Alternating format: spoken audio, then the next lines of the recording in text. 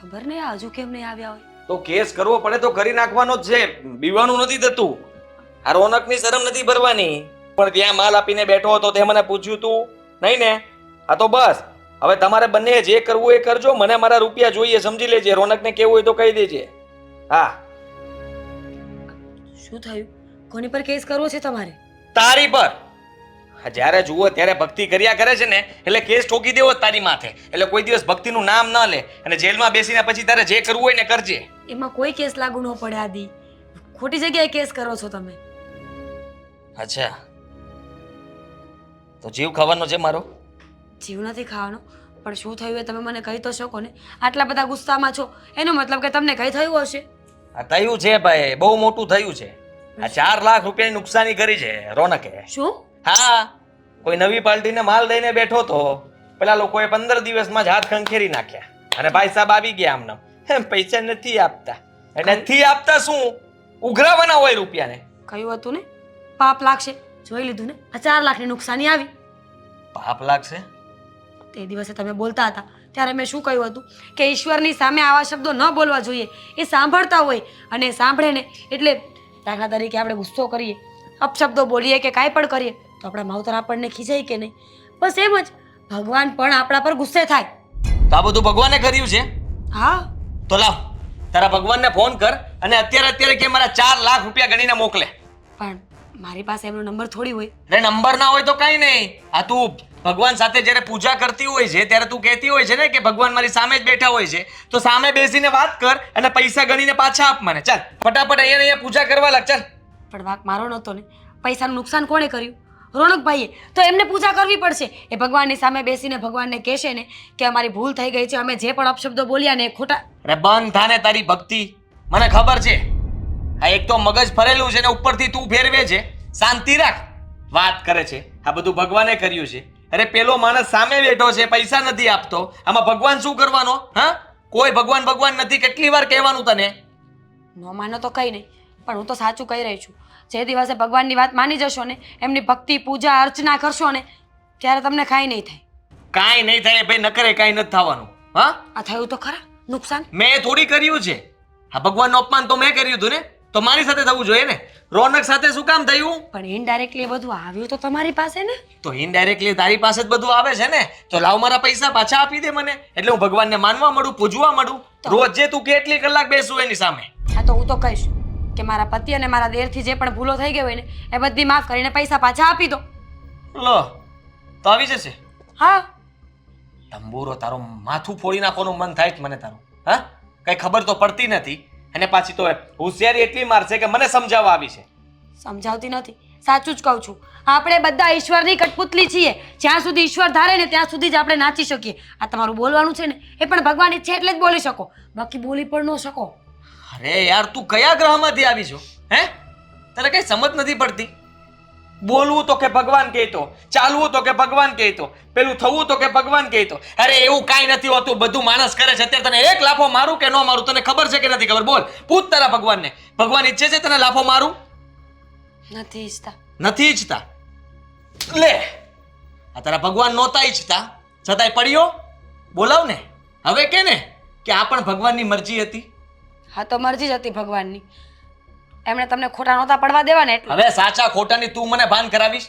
હા, વાત કરે છે કે ખબર પડતી નથી ને બુદ્ધિ વગરની. સાવ મને કહે છે હે ભગવાને તમને સાચા પાડ્યા. તને કા સાચી ના પાડી? આટલી ભક્તિ કરે છે તો પણ માર ખવડાવ્યો? અરે એમના મારામાં કોઈમાં કઈ દેવાનું.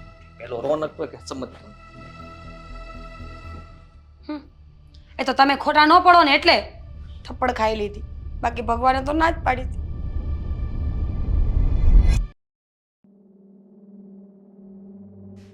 રોનક, ઓ રોનક, કંઈક બોલો ને. તમને ક્યારની બોલાવવાની ટ્રાય કરું છું, કેમ બોલતા નથી? કઈ ટેન્શનમાં હો? રોનક, મમ્મી જો ને ક્યારની હું રોનકને બોલાવું છું, કઈ વાત જ નથી કરતા, કઈ બોલતા નથી. બેટા રોનક, બહુ કાંઈક કહે છે. ક્યારની તને બોલાવવાનો પ્રયત્ન કર. નથી બોલવું મારે કઈ. એકવારમાં સમજ નથી પડતી, હું નથી બોલતો તો માણસનો મૂડ નહીં હોય ને બોલવાનો, ત્યારે જ નહીં બોલતો હોઉં ને. ક્યારના મંડાણા છો રોનક. રોનક શું થયું? નથી વાત કરવી મારે. રોનક દીકરા, તું આવી રીતના અચાનક ગુસ્સે થઈને બોલીશ તો અમને કેમ ખબર પડશે? જાણું છું કે તું કાંઈક તકલીફમાં હશે, તો જ આટલો ચિંતામાં બેઠો છે. મમ્મી હવે તમે જ જવાબ આપો. હું અને ભાઈ આટલા સમયથી સાથે બિઝનેસ કરીએ છીએ, બરાબર છે, તો હું બરાબર ધ્યાન નથી આપતો? હું સમયસર ઓફિસ જાઉં છું ને, એના કરતાં ક્યારેક વધારે પણ કામ કરતો હોઈશ, પણ એ નથી ગણાવતો. પણ હું દિલથી તો કામ કરું છું ને. તમને ક્યારે એવું લાગ્યું કે હું ઓફિસમાં ધ્યાન નહીં આપતો હું? ના, ક્યારેય એવું નથી લાગ્યું હા, કે તો તમને એવું લાગે છે કે મને બિઝનેસમાં સમજ નહીં પડતી હોય? ના, પણ તને એવું લાગે છે? ના રોનક, મને જરાય એવું નથી લાગતું. તો પછી મમ્મી એક પાર્ટીને માલ આપ્યો હતો. હવે નવી પાર્ટી હતી, ભાઈ હાજર નહોતો, તો મેં એ પાર્ટીને માલ આપ્યો અને હવે એ પાર્ટી પેમેન્ટ નથી કરતી, તો ભાઈ મારી સાથે ગમે તેવું વર્તન કરે છે. હવે પાર્ટી ફ્રોડ છે તો એમાં મારો શું વાંક છે? પણ બેટા રોનક, નિરાત રખાય અને આદિને એવું હોય તો હું સમજાવીશ. આ તો સમજાવો ને. હું તો થાકી ગયો મમ્મી. હવે મેણા ટોણાથી હું કંટાળી ગયો છું. દરરોજ સવારે ઉઠું ત્યારથી રાતે શું ત્યાં સુધી ઓફિસમાં પણ એક જ વાત, તારા લીધે નુકસાન થયું, તારા લીધે નુકસાન થયું. અત્યાર સુધી આટલું કમાઈને આપ્યું, બિઝનેસમાં આટલો સાથ આપ્યો, એ નથી ગણાવ્યું. એક વખત 4 લાખ રૂપિયાનું નુકસાન થયું એટલે ગણાવી દીધું. બેટા, આ ધંધો કરતા હોય ને તો કોઈક વાર એવું થઈ જાય. એના કારણે એવું તો ન હોય ને કે તમે લોકો એકબીજા ભાઈઓ ઝઘડો કરો અંદરો અંદર. હું ઝઘડો નથી કરતો. મેં સોરી પણ કહ્યું, મારી ભૂલ થઈ ગઈ. કહું છું કે પાર્ટી નવી હતી, મારી ભૂલ થઈ ગઈ. પણ હવે હું બીજું શું કરું? બરાબર છે, હવે 4 લાખ રૂપિયા હું ઘરમાંથી કાઢીને આપી દઉં તો પણ એ કહેશે કે એ તો ઘરના જ છે. એવું નથી કહેતો કે 4 લાખ રૂપિયા નાની રકમ છે. હું સમજુ છું કે 4 લાખ રૂપિયાનું નુકસાન મોટું કહેવાય, પણ પાર્ટી હવે ફ્રોડ છે. મારા એકલાના પૈસા નથી ગયા, બીજી પણ પાર્ટીના પૈસા ગયા છે, તો હવે શું કરું? શું કરવું એટલે આ જીવનમાં શાંતિ રાખવી પડે. ભગવાન બધું ઠીક કરી દેશે. હવે એની મરજી વગર તો કાંઈ નહીં થાય ને. હવે તમે ભાભી જેવી વાત ન કરો ને. મારે અત્યારમાં છે ને પ્રવચન નથી સાંભળવું, ઠીક છે? અને વાત રહી મારા ને ભાઈ વચ્ચેના ઝઘડાની, તો મમ્મી હવે છે ને મારાથી શાંતિથી વાત નહીં થાય. કારણ કે મેં મોટા ભાઈને જેટલું મહાન ઇજ્જત આપવી હતી ને એટલી આપી દીધી. હવે મારાથી એના શબ્દો સંભળાતા નથી. તમને ખબર નથી, તમે સામે બેઠા હોય તો તમને ખબર પડે કે મેન્ટલી કેટલો ટોર્ચર કરે છે મને. હવે હું તમને મારી છેલ્લી વાત કહી દઉં છું કે ભાઈને કહી દેજો, પ્રેમથી કહી દેજો કે સમજવું હોય તો સમજી જાય. મારી છે ને સ્ટાફ વચ્ચે કે ઓફિસમાં ઇન્સલ્ટ ના કરે. નુકસાન થઈ ગયું છે તો થઈ ગયું છે. હવે જો એ મને કંઈ પણ કહેશે ને તો અમે લોકો અલગ થઈ જશું. મારે આ ઘરમાં રહેવું જ નથી. રોનક, તું શું બોલે છે? તને એનું કઈ ભાન છે? આ ધંધાની બાબતમાં તમે લોકો બંને ભાઈઓ નોખા થવાની વાત કરો છો. મમ્મી વાત ખાલી બિઝનેસની કે પૈસાની નથી, વાત છે માન સન્માનની. હવે હું એને મોટા ભાઈ તરીકે રિસ્પેક્ટ આપું છું તો એને પણ મને નાના ભાઈ તરીકે, પાર્ટનર તરીકે રિસ્પેક્ટ તો આપવી જ પડે ને. જાણું છું કે તારે ધંધામાં નુકસાની ગઈ છે અને એ પાર્ટી શોધનાર તું જ છે. અને એ પાર્ટી પૈસા ન આપે એમાં તું શું કરી શકે? પણ આ મોટા ભાઈ તરીકે આદિને તો સમજવું જ જોઈએ કે નાનો ભાઈ છે, જતું કરાય. આજે નુકસાની થઈ છે તો કાલે એની કરતાં ડબલ કમાઈ લેશું. પણ મમ્મી, આ તો બંને શરૂ થઈ ગયા છે. પહેલા તો ભાભી એક હતા કે ભક્તિના નામ ઉપર રોજ આખો દિવસ ભક્તિ ભક્તિ ભક્તિ લઈને બેઠા રહેતા. હવે તો ભાઈ પણ હદ થાય છે. હવે આ આદિનું શું કરવું? એને શું કહેવું? મોટો છે, એને તો સમજ હોવી જ જોઈએ કે નાના ભાઈએ જાણી જોઈને તો નુકસાની નથી કરી ને. તને કઈ શોખ તો નહોતો થતો? હું એ જ કહું છું ભગવાન તો નથી ને? મમ્મી તમે છે ને વાતમાં ભગવાન રહેવા દો. મને છે ને એક તો મને ભાભીની યાદ આવી જાય. તમે છે ને ભગવાનની વાત રહેવા દો, કારણ કે ભગવાનના નામ પર આપણા ઘરમાં ઘણા બધા ઝઘડા થઈ ગયા છે. એટલે તમારે વાત કરવી હોય તો કરો, ન કરવી હોય તો ન કરો, પણ બધું ભગવાન ભરોસે ને ભગવાન કરશે એમ થશે એ ના કહો પ્લીઝ. ઠીક છે, તને અત્યારે મગજ પર ટેન્શન છે ને એટલે બધાની સાથે સરખી વાત નહીં કરે. પણ આ બાબતે પછી વાત કરીશું આપણે. આપણે વાત નહીં કરીએ, તમે વાત કરજો ભાઈ સાથે, બરાબર છે? અને જો ભાઈ છતાં પણ ન માને અને કહે કે મારો વાંક છે તો મને એકવાર કહી દેજો.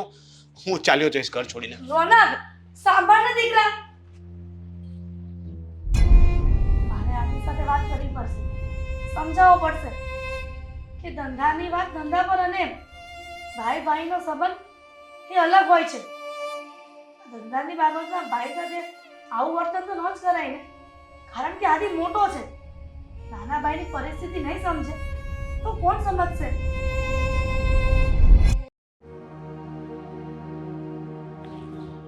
આદિ આદિ શું છે પ્રસાદી તું ખાઈ લે. હા, મને શું કામ રોક્યો? આદિ જો પ્રસાદીનો અનાદર ન કરવો જોઈએ. થોડી પ્રસાદી ખાઈને પછી જાઓ. તમે જે પણ કામ કરવા જશો ને એ સફળ થઈ જશે. હા, મને ખબર છે કે કેવું કામ સફળ થઈ જશે. મને ના શીખવાડ. અને મારે છે ને આ કઈ પ્રસાદ નથી ખાવો. હું નથી માનતો આ પ્રસાદમાં. તમારા પેલા પૈસા પાછા આવ્યા કે નહીં? નહીં. આ તારા ભગવાન આપે તો થાય ને. આપી દેશે. મેં માનતા રાખી છે કચ્છમાં હારીને જવાની. આપણે બંને. આદિ જીવવાનું છે, મરવાનું નથી. જો તને કઈ બુદ્ધો છે કે નહીં? હે, ગમે ત્યાં ખબર નહીં શું માની લે છે. અને તારા એ માનવાથી થવાનું શું છે? કહીશ મને? નજીકમાં જઈએ તો ભગવાન ન માને. એ આપણી પરીક્ષા કરતા હોય. અને તમારી ભૂલ પણ એટલી મોટી છે કે મારે દૂરની માનતા રાખવી પડી. દૂરની માનતાની વાત નથી. તો તને માનતા રાખવાનું મેં કીધું તું? નહોતું કીધું ને? તમે મેં કીધું કહ્યું કે હતું ને? મારા પૈસા આપ. હા, તમે જ કહ્યું હતું કે તારા ભગવાનને કે પૈસા આપી દે. તો મેં ભગવાનને કહ્યું કે તમારી અને મારી બંનેની પરીક્ષા છે. તમારે પૈસા તો પાછા આપવા જ પડશે. હા, તો તું જા ને ચાલીને. હા, તું ત્યાં સુધી ચાલીને જા, પૈસા લઈને પાછી આવજે. અને જો રસ્તામાં તું મને ફોન કરીશ તો હું લેવા માટે આવી જઈશ. પૈસા? પૈસા હશે તો. પૈસા કોના છે? મારા. તો ચાલીને કોને આવવું જોઈએ? તારે. કારણ કે તું માને છે એ બધી વસ્તુમાં, હું નથી માનતો. એટલે તમે- હું શું કામ ચાલુ? નથી માનતા એટલે જ આવું થયું છે બાપા. તમે એકવાર માનવા માંડો ને એટલે આવું કઈ જ થવાનું નથી. અરે તને કઈ બુદ્ધિ છે નહીં. હા, હું માનવા મળીશ તો શું પૈસા આવવા મળશે? હા, પહેલા પણ કહ્યું હતું મેં કે તું જેને ભગવાનની સામે મને બેસાડી રાખીશ તો પૈસા નહીં આવે. કામ કરવું પડે, મહેનત કરવી પડે તો જ રૂપિયા આવે. એ પણ ઈશ્વરે આપણા નસીબમાં લખ્યું હોય એટલા માટે. તમને ખબર છે ને, આ છઠ્ઠીના દિવસે આપણે એવું માનીએ કે વિધાતા લેખ લખે, હા કે ના? તો ત્યારે લખ્યું હોય આદિ કે આપણે મહેનત કરીશું તો આપણને ફળ મળશે. બધું લખેલું જ છે ને. તો બસ એ લખેલું છે ને, મને નહીં વચાવ. તું વાંચી લે, તું સમજી લે ને તું કરી લે. મને છે ને અત્યારથી મારો મગજ ખરાબ કરીને ઓફિસે નહીં મોકલ. સમજી લે કે મારો મગજ ખરાબ થઈ જશે ને તો ખબર નહીં હું શું કરીશ. પણ પ્રસાદી તો ખાઈ લો. નથી ખાવી કીધું ને એકવાર.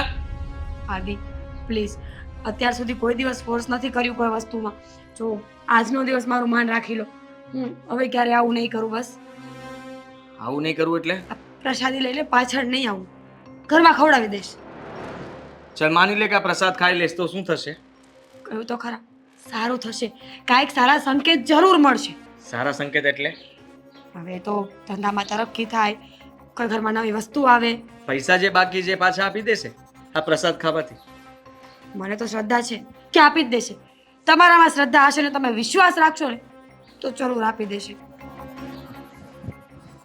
હું નથી માનતો. હજી પણ મને વિશ્વાસ નથી આવતો. અને મને લાગતું નથી કે મારે આ પ્રસાદ ખાવો જોઈએ. કારણ કે હું પ્રસાદ ખાઈશ તો નાસ્તિક માણસ અહીંયા ને અહીંયા પડી જશે. નહીં પડો. તમને ખબર છે નાસ્તિક કોને કહેવાય? પહેલા મને કહો તો. કોને કહેવાય? હું તમને કહું, જે વ્યક્તિ જાણી જોઈ પરખી અને પછી પરચો મળ્યા પછી વસ્તુને ન માને ને, એટલે કે એની પાસે સાબિતી હોય ને કે આ નથી, એને નાસ્તિક કહેવાય. તમે પહેલા સાબિતી તો કરો. ભગવાન નહીં હોય તમારું કામ ન થાય તો ન માનતા. હે ભગવાન! જોયું? તમે નાસ્તિક નથી. નાસ્તિક માણસ ઈશ્વરનું નામ ન લે, કારણ કે એણે પહેલા જોયું હોય, પારખ્યું હોય, પરચા લીધા હોય અને ભગવાન ન મળ્યા હોય ને તો જે નાસ્તિક બન્યા હોય. ખરેખર તારામાં અકલ તો છે એની ખબર પડી ગયા છે. સાબિત પણ થઈ ગયું છે. અને ખબર નહીં કે હું શું કામ આવું કરતો હોઈશ. પણ હા, જોઈ લઉં છું કે આજે તારા ભગવાન ખોટા સાબિત થાય છે કે નહીં. અને જો એકવાર ભગવાન ખોટા સાબિત થઈ જાય ને તો તમે નાસ્તિક.